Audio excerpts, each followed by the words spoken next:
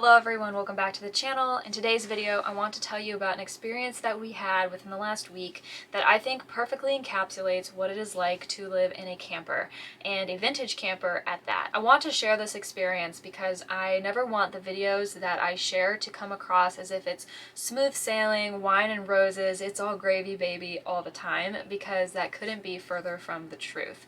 It's not if something's going to go wrong, it's when.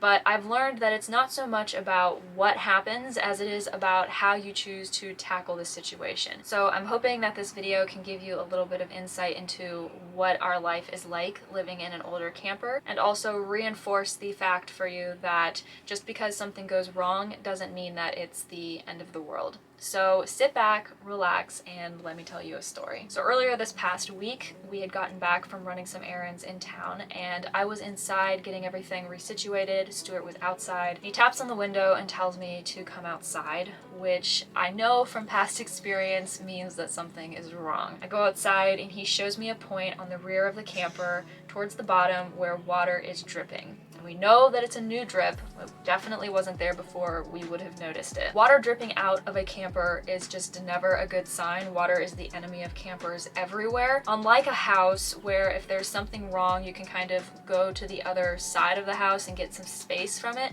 you really don't have that option when you're living in a really tiny space. Plus, a small problem, something like a small drip, can become a very major problem in very short order, and it became apparent that we needed to drop everything and deal with this issue as soon as possible. So we took the camper off of the truck, which is luckily something that we can do really easily, and then we started removing whatever we needed to get to the issue. Last fall, we had installed a PVC fence post cover to hold our sewer hose, so that had to come off.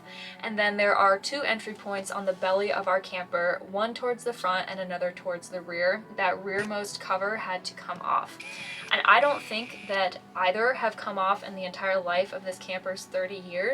So the screw heads were corroded and a little bit rusty, and I would say it took the better part of an hour to get them all removed. After we got that removed, we were able to get to the issue at hand.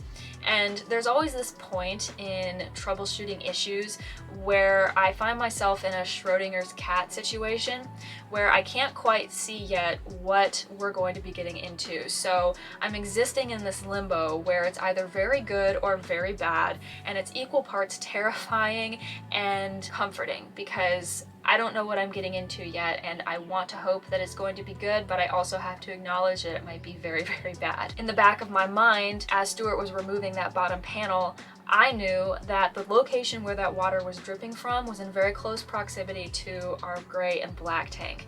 And I knew that there was a chance that that meant that one of those two tanks had sprung some kind of a leak, which would obviously be really gnarly and gross. Plus, as Stuart was removing that panel, the water drip increased significantly, which did not make me feel warm and fuzzy at all. So I had no idea what we were going to find. In this particular situation, the universe smiled on us a little bit, and it ended up being not as crazy as I was afraid it was going to be. Basically, the P-trap in our shower had just started to leak a little bit. That pipe is basically two molds that are stuck together, and it's not uncommon for that seam, particularly on old plumbing like ours, to just eventually wear out and start to leak. So given the fact that we did not have a new P-trap and did not want to drive the 30+ minutes to town to a hardware store that would have one, I think Stuart came up with a pretty inventive way to patch the leak. I don't think we'll have to worry about it again if you know anything about JB Weld. Given how potentially severe the problem could have been, I am really happy that it was not worse. And also there's the additional silver lining that this gave us the perfect opportunity to look at a part of our camper that we had not seen up to this point. Since we've been renovating this space, we have been in just about every single nook and cranny that this camper has, with the exception of the belly. It just wasn't an area that we needed to get into before now, but now, since we were already there, it was worth our while to take a look around and see how everything was holding up. Given the age of the camper, I was really impressed with how good everything looked.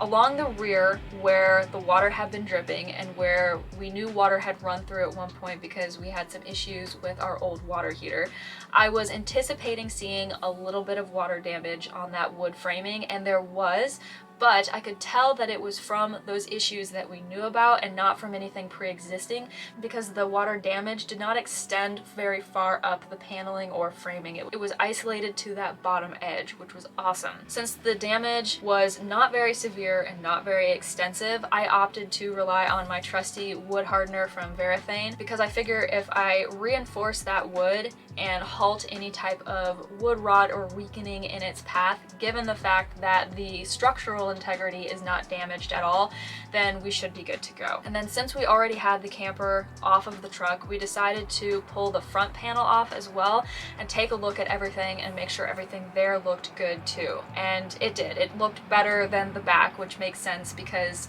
it had obviously seen less water running through than our back end had. All of the framing, all of the insulation, everything looked fantastic, and that was honestly really galvanizing, because like I said, those are the two places that we had not laid eyes on yet, and I had always kind of had this thought in the back of my mind that if there were going to be any major problems, it was probably going to be down there.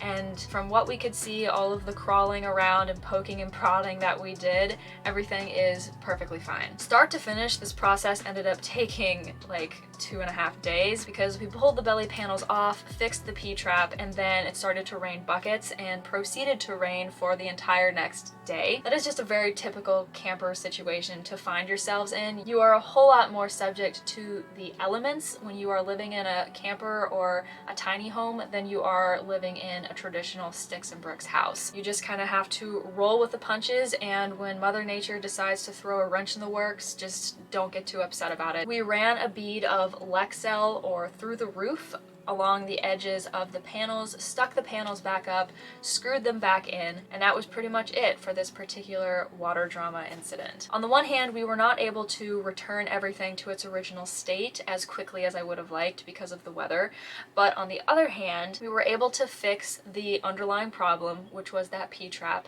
and clear out the P-trap so that it would drain a whole lot better. And plus, the issue was isolated to an area where even with the rain, it wasn't going to be impacted or harmed any further. So all in all, I count the experience as a win. This is just one of those funky, weird things that if you try to explain it to someone who doesn't live this kind of life and has never spent a lot of time in a camper, they would really not understand, not have any frame of reference for, and probably not be able to empathize with you as well as you might like. These kinds of things are just very specific to this kind of lifestyle. I mean, yes, anyone's P-trap can leak, and yes, anyone's water heater can go out and need to be replaced and could flood their basement, for example, but by and large, it's just a very niche situation to be in. And these types of things come up, and we've gotten really good at just dealing with them, putting our heads down, working through them. That's something that I've talked about a lot in the past. And one way or another, we always find our way through. Even if it takes months and months and months, which is obviously the worst case scenario, we always get through it and come out the other side with a little bit more knowledge, a little bit more experience, and a little bit more perspective, which are not bad things. I am really happy that I was able to capture this little episode on camera. There have been times in the past where things have happened that I've wanted to capture, but sometimes it's just so traumatic that the idea of putting it on film feels really nauseating.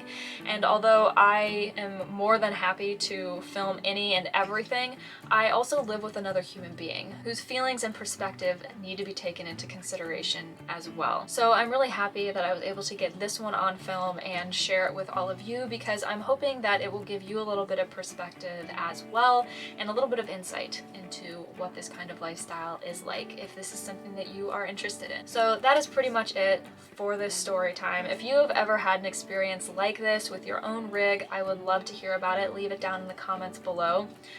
Leave any thoughts that you have down in the comments below. I really enjoy reading them and talking to you guys, so don't be shy. But thank you so much for watching this video. If you enjoyed it, please give it a thumbs up, because that tells me everything that I need to know. And if you have not already, hit that subscribe button and turn on notifications, because it really helps my channel out a lot.